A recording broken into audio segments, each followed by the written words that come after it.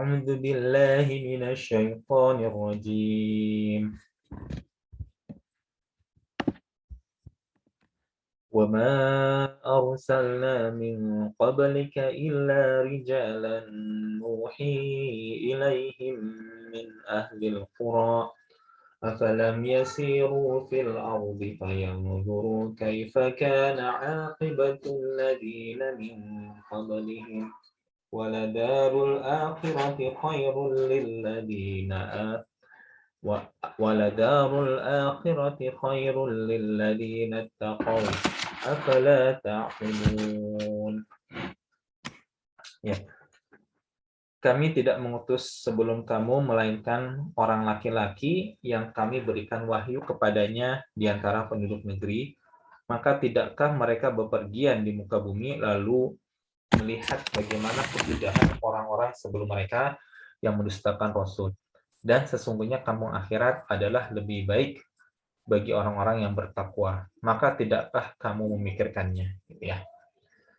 Oke, itu terjemahan secara harfiah yang saya ambil dari tafsir web. Sekarang kita coba perhatikan per kata, lalu kita akan mempelajari bagaimana penafsiran ayat tersebut. Oke, sekali lagi saya mengambil tafsiran ini dari beberapa kitab, yakni kitab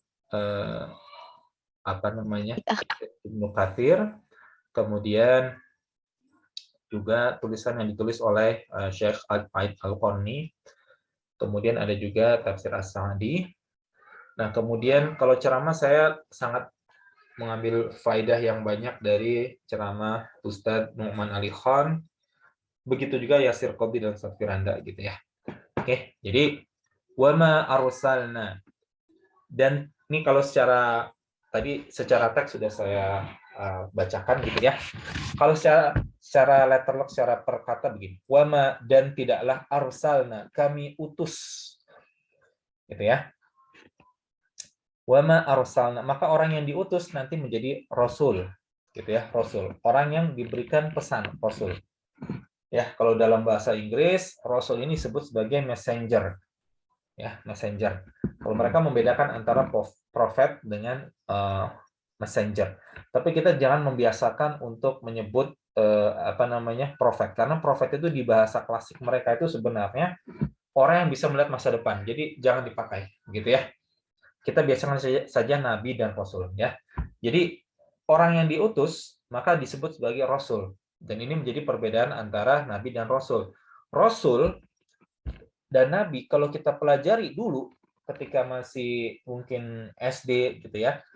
Kalau rasul kita selalu menerjemahkan sebagai orang yang diberikan wahyu lalu dia memiliki kewajiban untuk menyebarkan kepada kaumnya.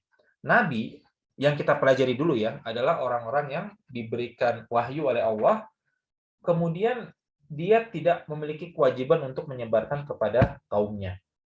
Itu dulu, tetapi setelah saya belajar dan ya dari beberapa asatidz juga ada sedikit gugatan gitu ya terhadap definisi ini, karena definisi ini menyebabkan bahwa nabi itu seolah-olah dianggap menyembunyikan ilmu, ya, ilmu. Dan itu tidak ada gunanya. Jadi hanya wahyu dari Allah kepada dia, lalu tidak disebarkan kepada masyarakat, lalu apa manfaatnya, kan gitu ya? Tidak ada efek, ya, tidak ada efek, tidak ada suatu keperluan jadinya. Kenapa harus ada nabi kalau pakai definisi ini? Ya, paham ya? Sehingga beberapa ulama kemudian menyebutkan bahwa rasul itu secara umum adalah dia diberikan wahyu oleh Allah, lalu dia diutus untuk menyebarkan risalah kepada suatu kaum. Dan secara umum, Rasul ini dia mendapatkan perlawanan dari kaumnya. Maka Rasul pertama itu adalah Nabi Nuh. Karena Nabi Nuh, dia mendapatkan perlawanan dari kaumnya. Nabi Adam itu tidak disebut sebagai Rasul. Ya, Nabi Adam tidak disebut sebagai Rasul. Kalau Nabi itu sekedar dia mendapatkan wahyu, dia menyebarkan kepada masyarakat, tetapi dia seolah-olah, memang dia meneruskan risalah dari Nabi sebelumnya. Ya, jadi mereka itu cenderung tidak mendapatkan perlawanan. Contoh Nabi itu adalah Nabi Adam, begitu ya.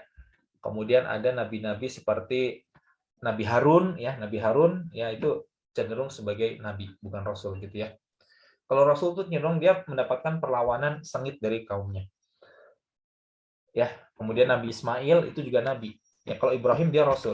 Tapi kalau Ismail dan Ishak, Yakub itu mereka posisinya lebih kepada nabi, gitu ya. Meneruskan apa yang sudah diberikan oleh rasul sebelumnya. Ya, jadi dia tidak membawa risalah baru. Kami tidak mengutuskan min qablika sebelum kamu di sini adalah Rasulullah Muhammad Shallallahu Alaihi Wasallam, illa rijalan, kecuali seorang laki-laki. Nah, kalau Ustadz Nahman Ali Khan dan Ustadz Yasir Qadhi dan Ustadz Firanda, dia tidak terlalu membuat detail penjelasan kenapa laki-laki gitu loh. Kenapa Allah menyebutkan kata laki-laki di sini? Ya, jadi memang Rasul itu semuanya laki-laki. Ya, ini dibuat secara jelas, secara eksplisit di ayat ini bahwa Rasulullah, para Rasul gitu ya, kalau dalam bentuk jamaknya adalah laki-laki, ya, rijalan. Nanti akan saya jelaskan pendapat lebih jauh terkait ini, gitu ya. Ada ulama yang berpendapat bahwa ada Rasul perempuan. Contohnya adalah Ibnu Hazm Al-Andalusi, ya, dari Andalusia Spanyol. Beliau berpendapat ada Rasul perempuan, tapi itu ada bantahannya, gitu ya. Di sini nanti akan saya perjelas, walaupun tidak dijelaskan secara detail dari beberapa asatid yang saya dengar. Nuhi, yang kami wahyukan kepadanya, ilaihim, kepada mereka. Nuhi, kami wahyukan ilaihim, kepada mereka, min ahlil qura, ya, dari penduduk negeri. Ahlil qura. Qura di sini itu nanti didefinisikan sebagai kota. Kalau bentuk Arab fushahnya, ya, bentuk Arab klasiknya itu didefinisikan sebagai tempat yang memiliki peradaban, pusat peradaban. Kalau untuk Arab modern ini qura ini didefinisikan sebagai kampung, ya. Cuman kita harus memahami bahwa kampung zaman dulu itu dengan penduduk dunia yang jauh lebih sedikit dari sekarang, kampung di zaman dulu itu bisa disebut sebagai kota gitu loh. Sedangkan ada yang badui gitu ya, yang itu benar-benar pedalaman, ya, itu memang benar-benar hanya satu keluarga atau dua keluarga yang tinggal di situ gitu ya. Jadi ahlil qura, qura ini adalah penduduk kota, ya, atau penduduk negeri. Ya, kita menggunakan, ketika kita berusaha memahami Al-Qur'an, kita menggunakan Arab fushah gitu ya. Kalau nggak nanti akan bingung ibu-ibu di sini. Az-zauj gitu ya. Ada yang berpendapat kalau misalkan ibu lihat di surat An-Nisa gitu ya, di surat An-Nisa di ayat-ayat awal. Di surat An-Nisa di ayat-ayat awal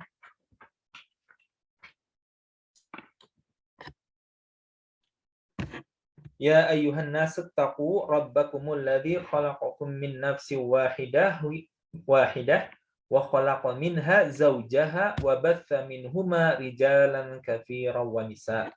Di surat An-Nisa ayat 1, wahai manusia, bertakwalah kepada Rabb kalian yang telah menciptakan kalian dari satu orang, kemudian diciptakan pasangannya, minha zaujaha wa khalaqa min nafsi wahidah, dari satu orang, nafs, ya, nafs ini bentuk muannats, min nafsi wahidatin wa khalaqa minha zaujaha, dan diciptakan dari nafs ini, ya, pasangannya.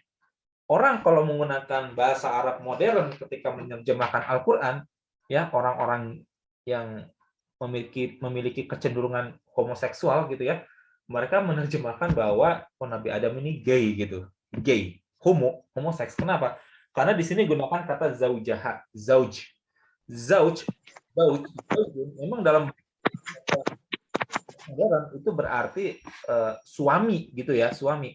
Tetapi kalau kita belajar secara fushah Arab klasik, zauj itu hanya sekedar pasangan gitu loh, dan bisa laki-laki bisa perempuan.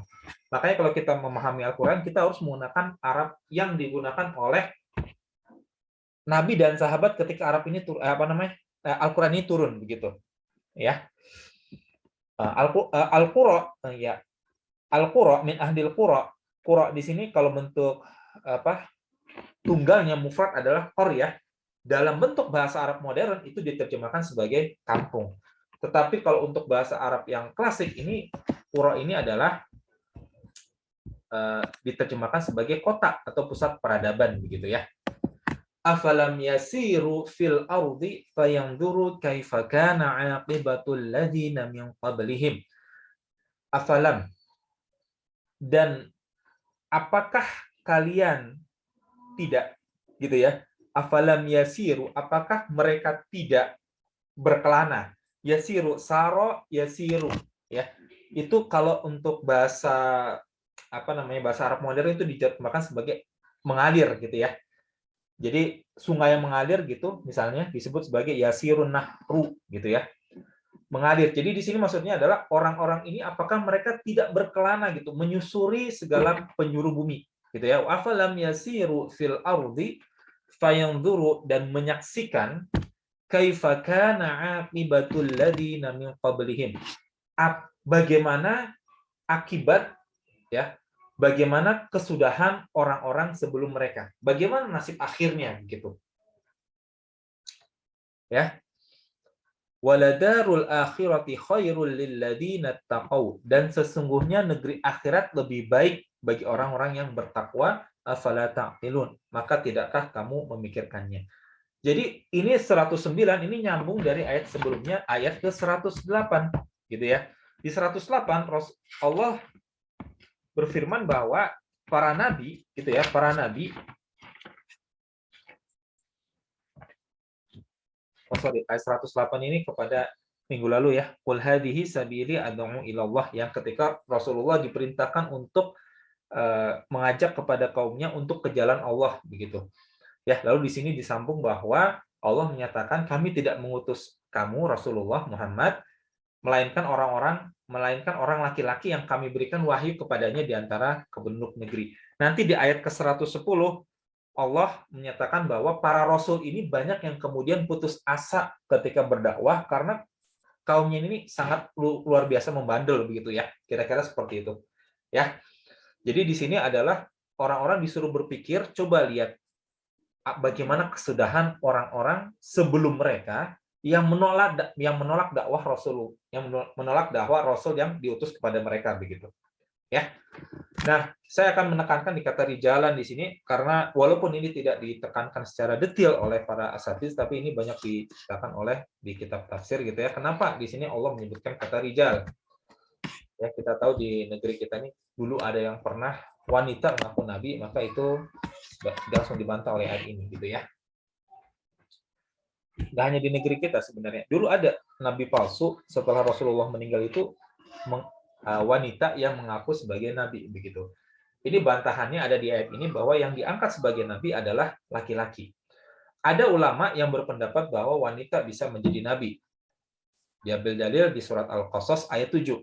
Wa auhayna, dan kami wahyukan, dan kami telah mewahyukan, gitu ya. Wa auhayna, ya, ila ummi Musa, kepada ibu Musa, an ardi'ih, gitu ya, untuk menyusui dia, ya, dan untuk menyusui dia. Menyusui siapa? Nabi Musa. Fa idza khifti alaihi, dan jika kamu takut, ya, dan jika kamu takut, faida, dan kemudian jika khifti, kamu takut, alaihi, terhadap dia, gitu ya, terhadap nasib si Nabi Musa ini, fa'alqihi fil yammi wala takhafi wala tahzani, maka jatuhkanlah dia di sungai Nil, gitu ya, dan janganlah kamu khawatir, ya, dan janganlah pula bersedih hati, gitu ya. Alaihi fa'alqihi fil yammi. Jadi disuruh untuk dihanyutkan di sungai, gitu. Ya. Inna radduhu ilaiki wa ja'iluhu minal mursalin. Ya. Sesungguhnya kami akan mengembalikan. Inna, sesungguhnya, kami sungguh-sungguh akan, gitu ya. Sungguh-sungguh, bentuk taukid penekanan, radduhu, kami akan mengembalikan dia, ilaiki, kepada kamu, ya, ibunya Musa. Di sini perhatikan pakai dhamir ki. Kenapa? Karena yang diajak ngobrol adalah perempuan. Berarti Allah seolah-olah memberikan wahyu kepada ibunya Musa. Waja'iluhu minal mursalin, dan menjadikannya, ya, waja'iluhu, dan kami akan menjadikan dia, gitu ya, waja'iluhu minar mursalin, salah seorang dari para rasul.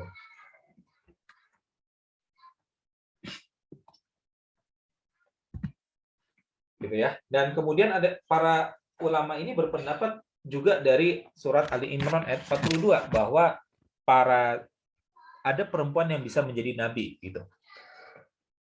Wa idh qalatil malaikatu ya Maryamu innallaha astafaki wa tahharaki wastafaki ala nisa'il alamin. Dan ingatlah ya, ketika malaikat Jibril berkata, wa idh qalatil malaikatu, dan ingatlah ketika malaikat Jibril berkata, wahai Maryam, sesungguhnya Allah telah memilih kamu dan mensucikan kamu dan melebihkan kamu di atas para wanita di seluruh alam semesta gitu ya, di dunia gitu, yang semasa dengan kamu begitu. Ya, pada saat itu berarti Maryam adalah wanita yang paling mulia di atas para wanita. Ya, ini juga kalimat penting gitu ya. Nabi Maryam itu yang paling mulia di atas wanita saat itu. Ini penting juga karena ini sebagai bahan tahan juga nanti bahwa ada wanita yang sebagai rasul gitu ya. Ala nisa'il alamin, ya, wasqafaki, Allah telah melebihkan kamu ala nisa'il alamin, di atas semua wanita di dunia pada saat itu. Ya, ini ulama ada yang berpendapat juga dengan ayat ini bahwa ada wanita yang menjadi nabi gitu ya.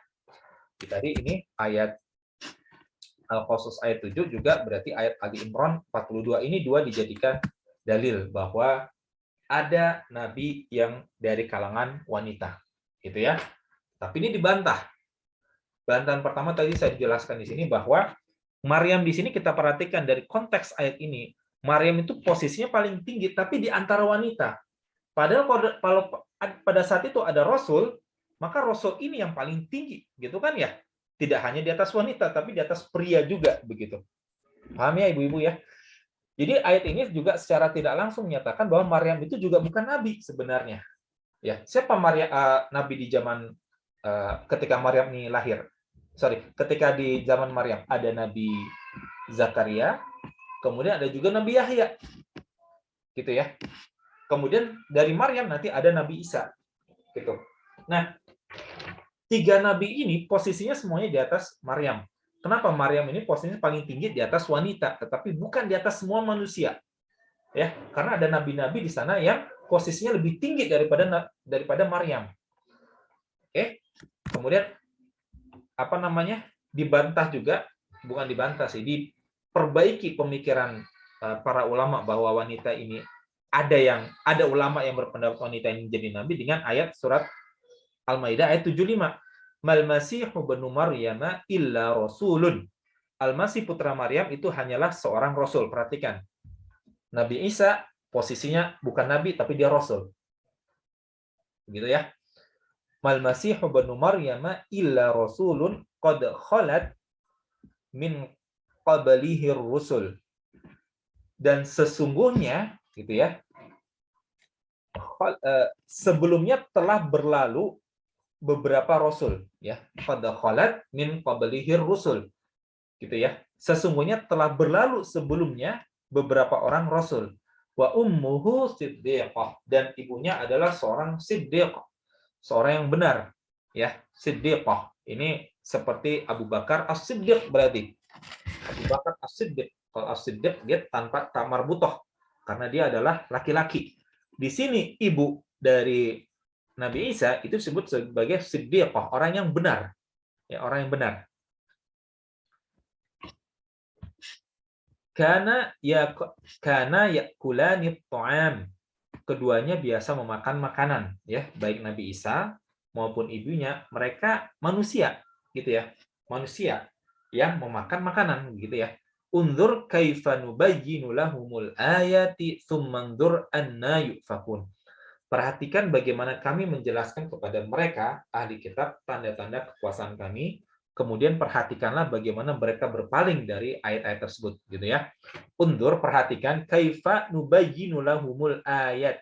Bagaimana kami menjelaskan kepada mereka ayat-ayat kami, tsummanzuru, kemudian lihatlah, tumandur anna yufakun, bagaimana mereka berpaling dari ayat-ayat tersebut, gitu ya. Anna yufakun itu adalah bagaimana mereka berpaling. Berpaling dari apa? Dijelaskan oleh para ulama tafsir, berpaling dari ayat-ayat yang sudah dijelaskan. Ini berarti Allah membedakan antara seorang rasul dengan seorang yang siddiq, gitu ya. Al-Masih putra Maryam itu adalah seorang rasul. Di derajat bawahnya adalah orang yang siddiq, orang yang benar. Contohnya seperti Nabi Abu Bakar. Abu Bakar adalah Abu Bakar as-Siddiq, tapi beliau bukan rasul, begitu. Nah, di sini Al-Masih putra Maryam adalah seorang rasul. Nah, ibunya adalah orang yang siddiq, orang yang benar, begitu. Oke. Kemudian ada juga ulama yang berpendapat bahwa ada nabi dari kalangan wanita dengan sabda Nabi Shallallahu Alaihi Wasallam yang diriwayatkan oleh sahabat Abu Musa al-Asy'ari. Kamala mirrijali katsirun. Ya, manusia orang yang sempurna dari golongan laki-laki katsirun banyak. Walam yakmul, ya, tetapi walam yakmul min nisa'i, tetapi yang sempurna dari golongan wanita illa Maryamu, hanya Maryam, gitu ya. Jadi tidak ada manusia sempurna dari kalangan wanita. Walam yakmul, tidak ada yang sempurna min nisa'i, dari kalangan wanita, kecuali Maryam bintu Imran, Maryam binti Imran, Wasiyatu, dan Asyah. Asyah ini istri Fir'aun, ya. Wasiyatu mura'atu Fir'aun, dan Asyah istri dari Fir'aun, gitu ya. Jadi di sini ada ulama yang berpendapat bahwa Maryam binti Imran dan Asyah, gitu ya, itu adalah seorang nabi berdasarkan dari hadis ini, gitu ya.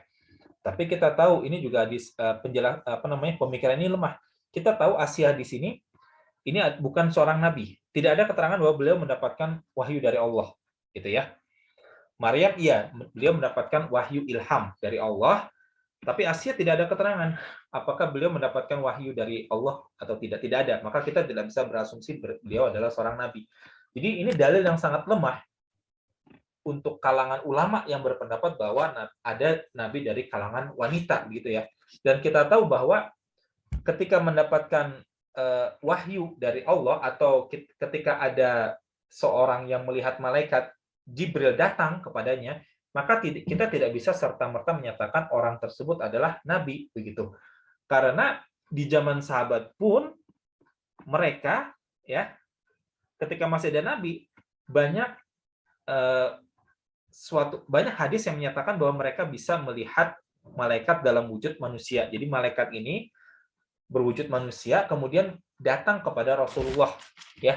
Di salah satu contoh hadisnya adalah ketika malaikat Jibril datang dari perjalanan jauh, ya, tetapi ketika datang para sahabat melihat malaikat Jibril ini dalam wujud manusia dan tidak seperti orang yang kelihatan dari perjalanan jauh, begitu, ya.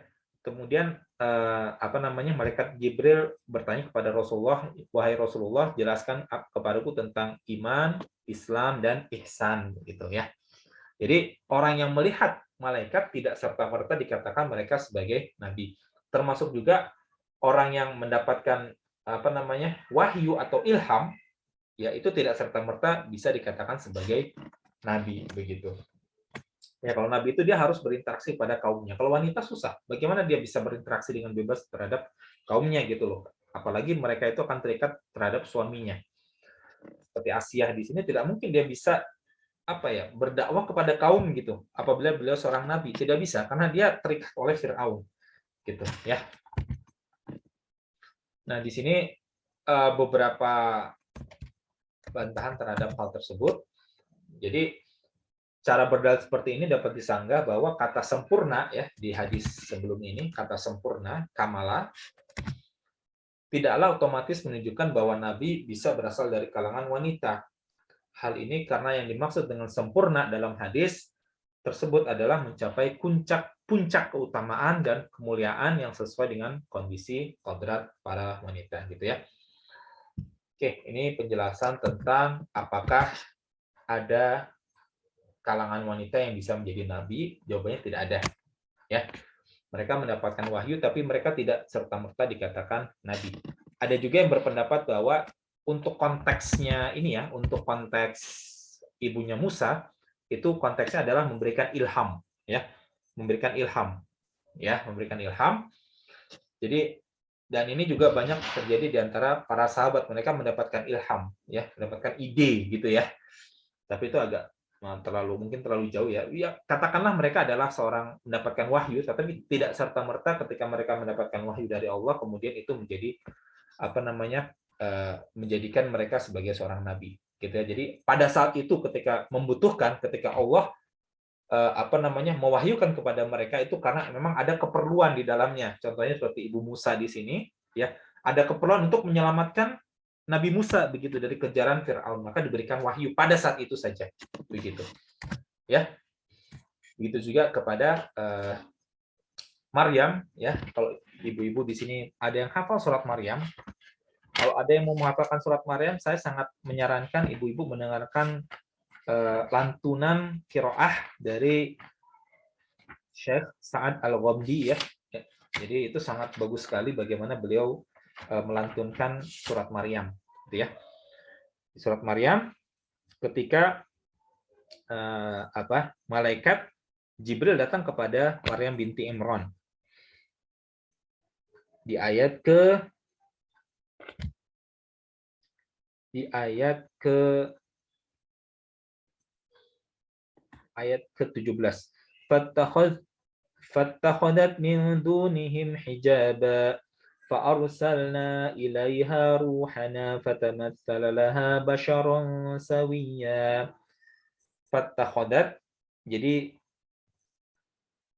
di ayat ke-17 surat Maryam, sebentar Ibu ya.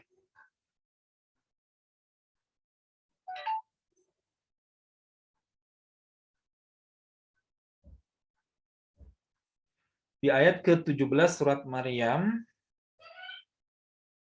itu diceritakan ketika malaikat Jibril menemui Maryam dalam rupa sebagai seorang manusia, gitu ya. Maryam ayat 17. Ya.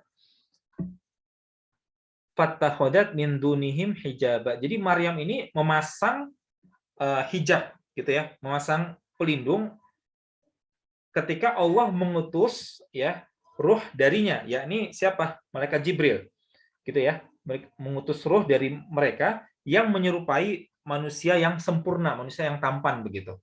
Oke. Qalat inni a'udzu birrahmani minka in kuntum taqiyya. Lalu Maryam berkata, sesungguhnya aku berlindung kepada Allah ya Ar-Rahman darimu jika kamu adalah seorang yang bertakwa begitu. Ya, jadi Maryam di sini menemui malaikat dalam wujud manusia seperti halnya para sahabat mendapati malaikat Jibril datang kepada mereka dalam wujud manusia. Nah, ini tidak bisa dikatakan sebagai seorang nabi.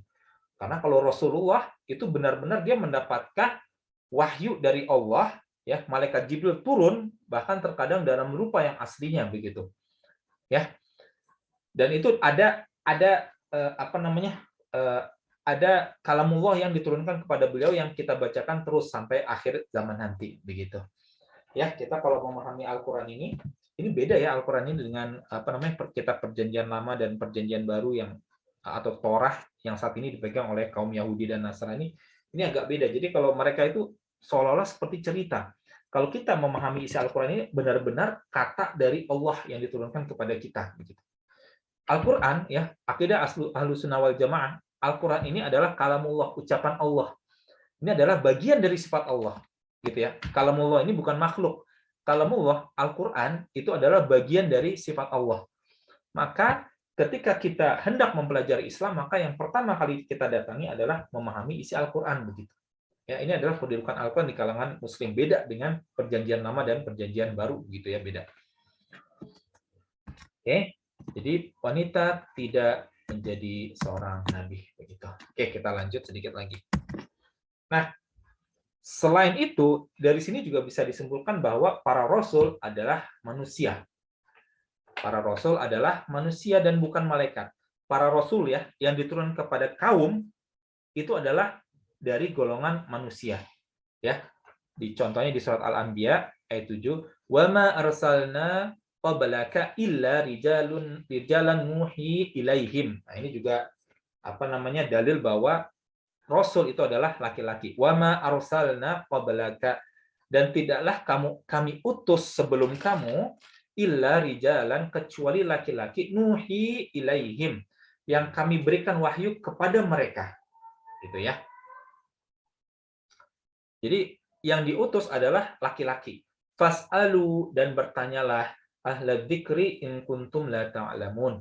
Maka tanyakanlah olehmu kepada orang-orang yang berilmu jika kamu tiada mengetahui. Gitu ya. Jadi para rasul adalah laki-laki, manusia laki-laki, bukan malaikat. Oke. Ini juga dalil lain dari An-Nahl bahwa para rasul adalah laki-laki manusia. Wa ma arsalna min qablaka illa rijalan nuhi ilaihim. Ini sangat mirip sekali ya konteks kalimatnya ya. Bentuk kalimatnya, bukan konteks. Bentuk kalimatnya, teks kalimat ini sangat mirip sekali. Fas'alu ahla dzikri in kuntum ta'lamun. Ya. Ini sama dengan yang tadi. Nah, ini di sini lebih jelas lagi bahwa yang diutus kepada para rasul, yang diutus kepada kaum manusia adalah manusia juga gitu. Wa ma arsalna qablaka minal mursalina illa innahum la ya'kuluna at-ta'ama wa yamshuna fil aswaq. Dan tidaklah kami utus sebelum kamu minal mursalin, dari para rasul gitu ya, atau kalimat bahasa Indonesia yang lebih enak gitu ya, dan kami tidak mengutus rasul-rasul sebelum kamu illa innahum, kecuali sesungguhnya mereka, illa kecuali, innahum sesungguhnya mereka, layak kuluna ta'ama. Nah, ini penekanannya berarti dalam sekali nih, di sini. Allah menggunakan kata inna, lalu kata lam taukid, lam penekanan. Illa, kecuali, innahum sesungguhnya mereka, layak kuluna ta'am, benar-benar memakan makanan, begitu. Wa yamshuna fil aswaq, dan berjalan di pasar-pasar untuk belanja untuk kebutuhan keluarganya, begitu ya. Wa yamshuna, mereka berjalan kaki, begitu. Masya yamshi gitu ya, kalau ibu yang ada yang belajar bahasa Arab, masya yamshi, berjalan kaki gitu ya. Fil aswaq, ini bentuk jamak dari aswaq, dari pasar. Al aswaq di sini adalah pasar-pasar. Jadi rasul-rasul ini mereka itu makan dan jalan di pasar-pasar gitu. Ya. Lalu mereka juga memiliki jasad, mereka bukan malaikat. Wa ma ja'alnahum, dan tidaklah kami jadikan mereka jasad la ya'kuluna ta'am, yang tidak memakan makanan, wa ma kanu khalidin, dan tidak pula mereka itu kekal. Berarti para nabi mereka perlu makanan, dan mereka tidak mereka akan meninggal gitu, mereka akan mati begitu, tidak selama-lamanya, tidak hidup selama-lamanya begitu. Jadi nabi ini, para rasul itu sebenarnya sama seperti kita, butuh makanan dan mereka akan mati juga gitu. Tapi bedanya adalah para rasul ini mendapatkan wahyu dari Allah. Kita wajib mengimani mereka sebagai seorang rasul, mengikuti mereka. Tetapi mereka bukan malaikat, mereka memerlukan makan, begitu. Oke. Lalu apakah ada rasul dari kalangan malaikat? Rasul ini kan bentuk aslinya itu adalah pesan ya, pembawa pesan. Maka Allah juga memiliki rasul dari para malaikat. Cuma rasul dari kalangan malaikat ini tidak diutus kepada suatu kaum gitu. Allah memilih minal malaikah, dari malaikat-malaikatnya, rusulan wa minan nas. Jadi Allah memilih dari malaikat rasul, sebagaimana juga dipilih dari manusia, begitu. Innallaha sami'un basir. Ya, sesungguhnya Allah Maha mendengar lagi Maha melihat, ya. Jadi Allah mengutus malaikat kepada para rasul. Jadi konteksnya ini adalah malaikat ini diutus tidak untuk berdakwah kepada manusia. Malaikat ini diutus sebagai pembawa pesan dari Allah kepada para rasul dari kalangan manusia, begitu. Nah, yang diingkari oleh orang-orang kafir ya, itu adalah diutusnya para rasul dari kalangan manusia, yang diutus kepada manusia. inilah yang Allah Subhanahu wa taala khususkan dalam pembahasan ayat ini, yaitu para rasul adalah orang laki-laki dari kalangan manusia. Jadi para rasul gitu ya, ada dari golongan malaikat, tetapi rasul dari golongan malaikat ini sekedar pembawa pesan dari Allah kepada para rasul dari kalangan manusia. Nah, yang berdakwah kepada manusia adalah para rasul dari kalangan manusia begitu. Ya, yang ini mereka itu didustakan oleh kaumnya, karena memang ada dari ayat Al-Qur'an lain bahwa kenapa Rasulullah ini harus kamu gitu, dari golongan kami juga. Jadi kalau kita dari posisi apa ya, kalau kita berada di posisi orang-orang kafir Quraisy, ya ini kita melihat kenapa harus dia yang menjadi rasul, kenapa nggak saya, kenapa nggak dari bapak kami, kenapa nggak saudara kami begitu, kenapa harus dia itu sama aja kayak kami begitu, kenapa bukan dari golongan malaikat, ya kenapa harus dia begitu. Ya kita kalau dari sebagai seorang muslim, kalau kita kan muslim dari lahir ya, sebagian besar di sini atau malah semuanya sepertinya muslim dari lahir, kita melihat hal itu sebagai bentuk kedurhakaan kepada Rasulullah. Tapi buat orang-orang yang mereka itu bukan muslim dari lahir, ya, maka ini tantangan yang besar untuk menerima rasul dari golongan manusia begitu. Apalagi di kafir Quraisy, mereka hidup bersama-sama Rasulullah Muhammad SAW dari kecilnya. Mereka tahu Muhammad itu seperti apa. Lalu tiba-tiba ketika besar, ini anak yang dulunya saya cebokin gitu misalnya, yang dulunya saya kasih makan, tiba-tiba klaim jadi rasul begitu. Itu banyak orang-orang yang egonya dalam hati itu susah menerima hal tersebut walaupun banyak bukti yang sudah diberikan oleh Rasulullah begitu. Ya, jangankan rasul, jangankan rasul terlalu jauh lah. Kalau kita saja sebagai orang-orang yang katakanlah anak gitu ya atau keponakan yang dari kecilnya dirawat oleh orang-orang yang lebih senior daripada kita, lalu di suatu masa ketika kita belajar agama, kita mendapatkan al-haq, ya, ajaran Islam sesuai dengan Al-Quran dan Sunnah, dan diutus dan dari ustadz-ustadz yang berbeda pahamnya dari para orang tua kita atau paman-paman kita, bibi-bibi kita, itu mereka aja susah menerima dakwah dari kita gitu. Ya, coba di sini saya punya saudara yang bukan saudara saya sih. Jadi saya punya teman yang dia itu mencoba mendakwahkan sunnah kepada abangnya gitu. Ya abangnya nolak gitu. Abangnya menolak kenapa? Kamu ini dulu ini saya yang cebokin. Saya yang cebokin kamu, saya yang ngerawat kamu dari kecil. Lalu siapa kamu berani-beraninya berdakwah ini kepada saya seolah-olah saya itu salah dari dulu begitu. Ini banyak ditemukan oleh kaum muslim pada saat ini, sehingga disinilah kita harus memiliki hikmah dalam berdakwah. Ya, jadi dakwah ya saya salah juga dulunya begitu ya, banyak yang ini proses by learning, kita harus sambil belajar. Ya jadi kalau berdakwah itu harus pelan-pelan. Jadi jangan sampai dakwah ini dihujat karena akhlak. Akhlak ini harus nomor satu yang paling baik. Kemudian di saat yang bersamaan kita mencoba untuk memasukkan Islam, ajaran Islam yang sesuai dengan ajaran Rasulullah Shallallahu Alaihi Wasallam begitu ya. Jadi di sini tantangannya ya, apalagi kalau mengaku sebagai Rasul ya, posisinya itu berat sekali Rasulullah.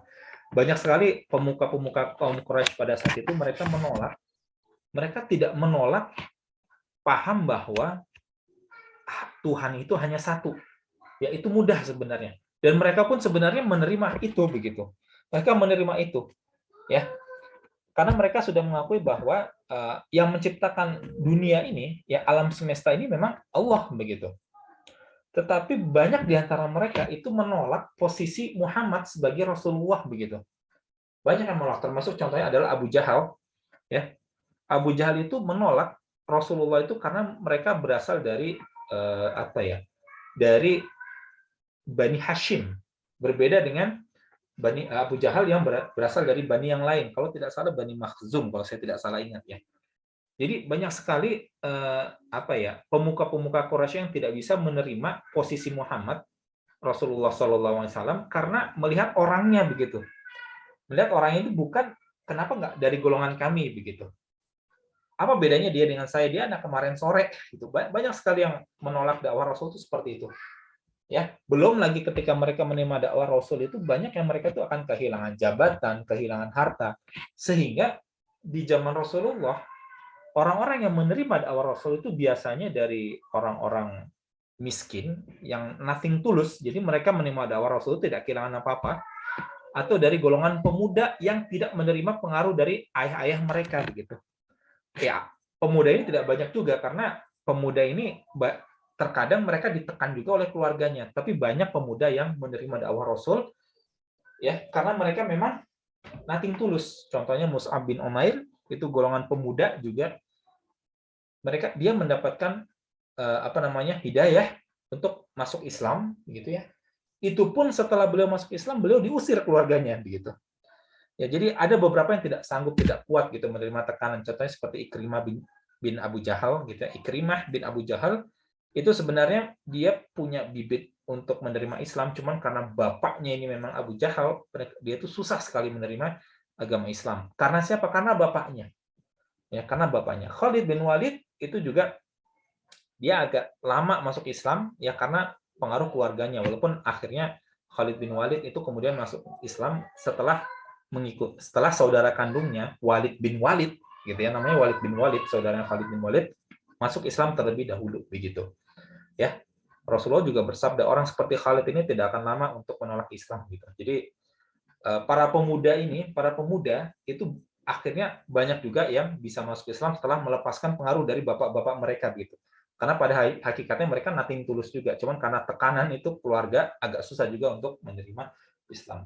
Nah, yang paling banyak dari golongan budak atau orang-orang fakir miskin itu banyak yang menerima Islam ya. Bilal bin Rabah, kemudian ada juga misalnya Ammar bin Yasir, itu dari golongan-golongan yang secara ekonomi menengah ke bawah atau bawah sekali, mungkin bawah sekali ya, karena mereka tuh budak statusnya, jadi mereka masuk Islam begitu ya. Oke, kita lanjut. Nah, wama arsalna min qablika illa rijalan nuhi ilaihim min ahlil qura. Nah, para nabi ini yang diutus kepada kaumnya itu mereka biasanya dari penduduk negeri atau penduduk kota ya, ahlil qura.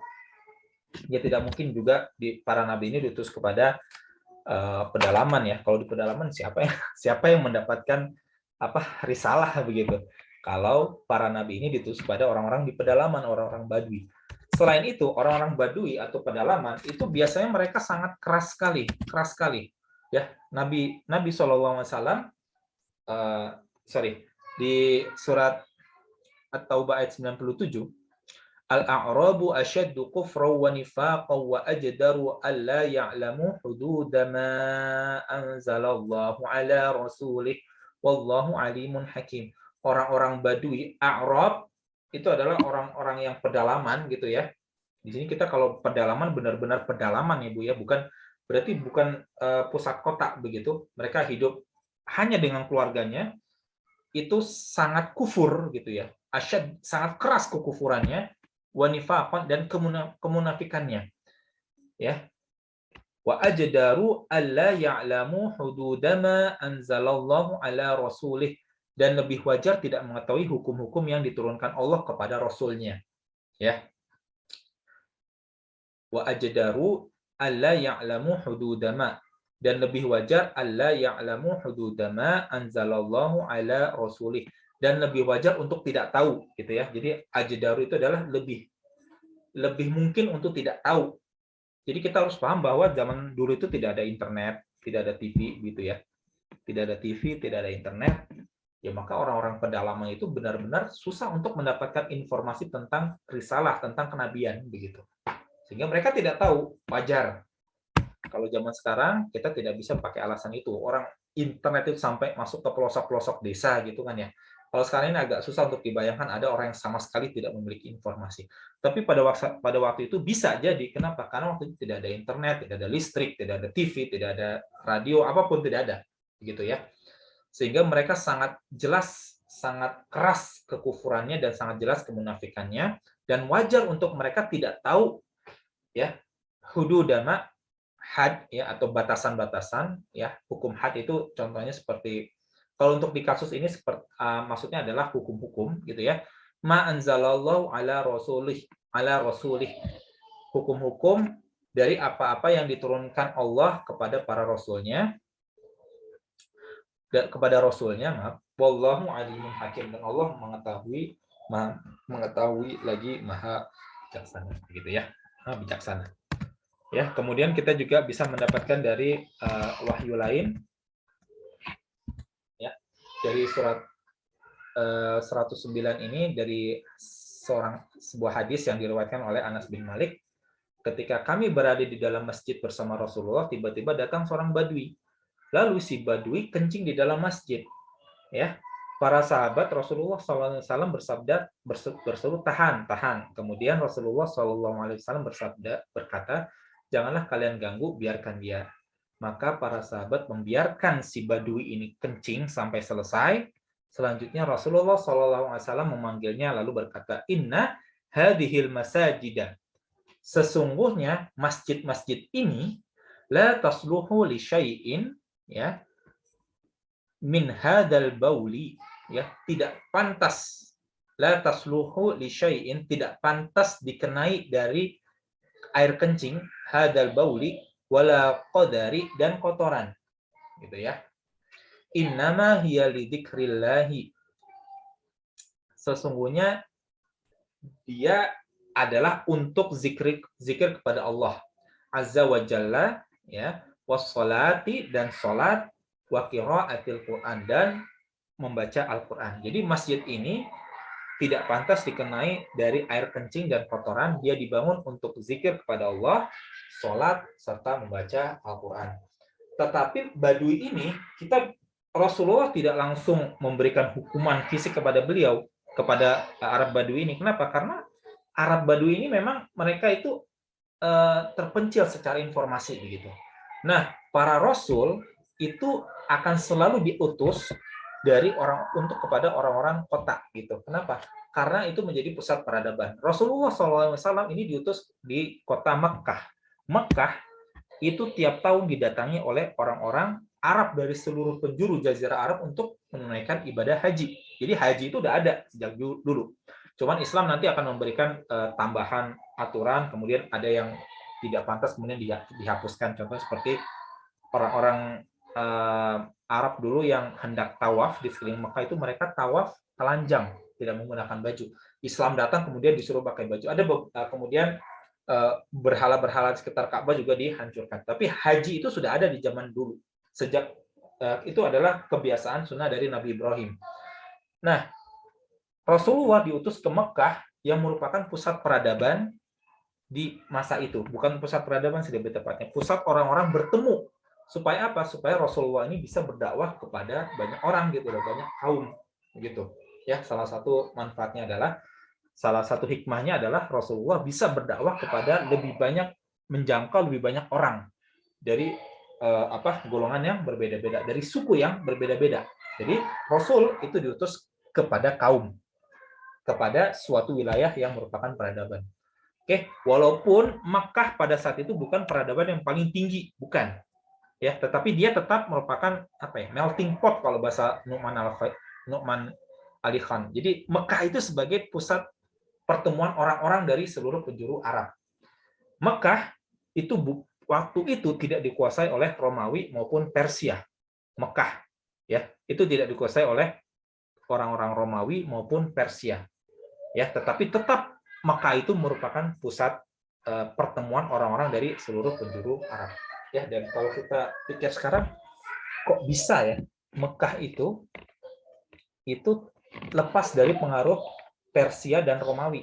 Padahal Mekah itu pusatnya ada di tengah-tengah Persia dan Romawi, tetapi tidak ada orang-orang Persia, tidak ada orang-orang dari kekaisaran Romawi punya hasrat untuk menaklukkan Mekah dan Madinah, gitu ya. Jadi seolah-olah mereka tuh merdeka sendiri begitu. Itu kalau kita pikirkan tuh coba agak mind boggling gitu, agak bisa membuat kita ini berpikir, kenapa orang-orang Romawi dan Persia ini tidak berusaha untuk menguasai Mekah? Dan memang pada saat itu kan tidak ada, di gurun pasir itu hanya sekedar pasir aja dan orang-orang liar begitu kan ya, orang-orang yang waktu itu Arab jahiliyah Mereka itu kehidupannya sangat rusak sekali. Tidak ada insentif bagi orang-orang Romawi dan Persia untuk menguasai Jazirah Arab. Tidak ada, ya. Beda dengan Mesir, misalnya Mesir itu orang Romawi menguasai pada saat Nabi Muhammad turun ya sebagai Rasul ya diberikan wahyu. Mesir pada saat itu masih berada di wilayah Romawi ya. Kemudian di wilayah timur gitu, di Persia itu menguasai daerah Irak, Iran sekarang begitu. Tapi Mekah waktu itu sama sekali tidak dikuasai oleh Romawi dan Persia. Saya coba baca-baca ya dan mendengarkan dari beberapa asatidz, bukannya tidak ada. Jadi sebenarnya ada pernah ekspedisi militer ke negeri Mekah, itu negeri Arab tuh pernah ada ternyata. Cuman tentara Romawi ini yang berusaha untuk menyerang Mekah, menyerang masuk ke Jazirah Arab, mereka kehabisan tenaga ternyata. Jadi mereka itu benar-benar tidak mampu menahan dahsyatnya kekeringan di wilayah Arab gitu. Saya pernah baca, jadi pernah baca dan pernah mendengarkan penjelasan, memang mereka itu bukannya tidak ada usaha, tapi mereka pernah berusaha tapi gagal. Dan itu memakan biaya yang sangat besar. Lalu kemudian mereka tidak ada efek baiknya untuk mereka, akhirnya ya udahlah biarkan aja begitu. Ya, jadi Arab pada saat itu ya, negeri Mekah, walaupun dia adalah pusat peradaban ya, bukan pusat peradaban, pusat pertemuan orang-orang, tidak ada insentif sama sekali bagi Romawi dan Persia untuk berusaha menguasai negeri Jazirah Arab. Dan itu adalah alhamdulillah ada hikmahnya juga. Karena Rasulullah ini kalau dia tumbuhnya di tengah-tengah suatu negeri yang punya pemerintahan, maka akan sangat sulit sekali bagi Rasulullah untuk bisa berdakwah. Contohnya adalah Nabi Isa.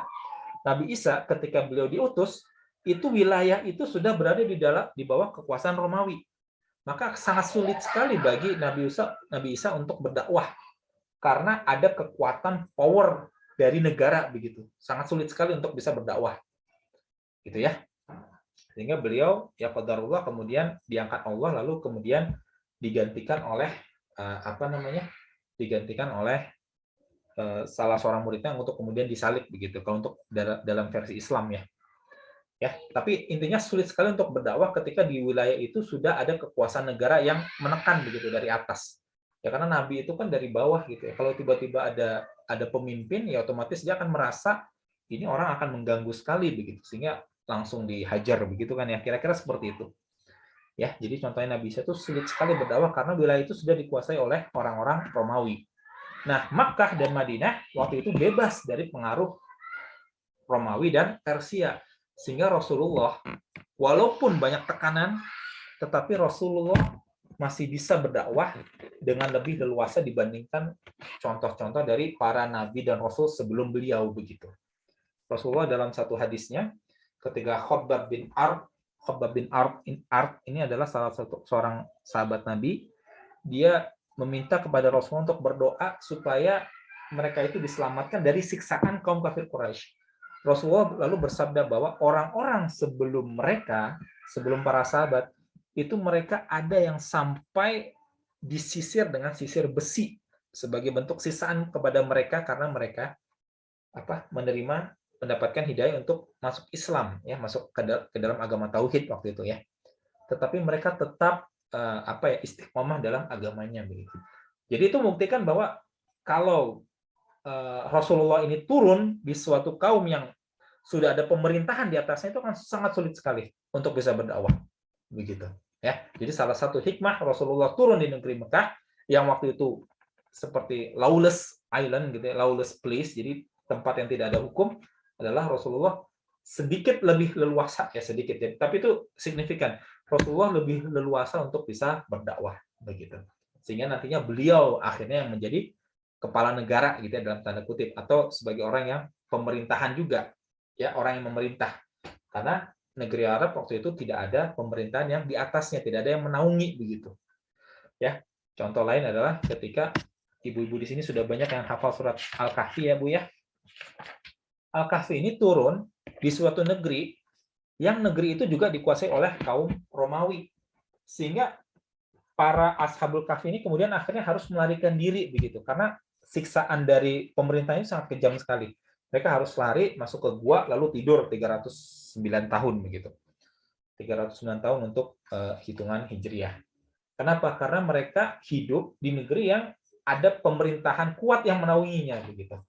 Nah, ini lagi-lagi hikmah kenapa Rasulullah SAW diturunkan di suatu wilayah yang merupakan pertemuan dari suku-suku Arab dari berbagai penjuru, tetapi tidak ada pemerintahan kuat yang menaungi begitu. Ya, sehingga Rasulullah lebih leluasa untuk berdakwah. Oke, Ibu-ibu, mungkin sampai di sini saja. Saya sengaja karena ini nanti sudah masuk ke pembahasan yang berbeda tentang Darul Akhirah. Ya, nanti insya Allah saya lanjutkan minggu depan sekaligus insya Allah masuk ke ayat ke-110 ya. Jadi saya sudah dulu untuk slide hari ini. Subhanakallahumma wa bihamdika asyhadu an la ilaha illa anta astaghfiruka wa atubu ilaik.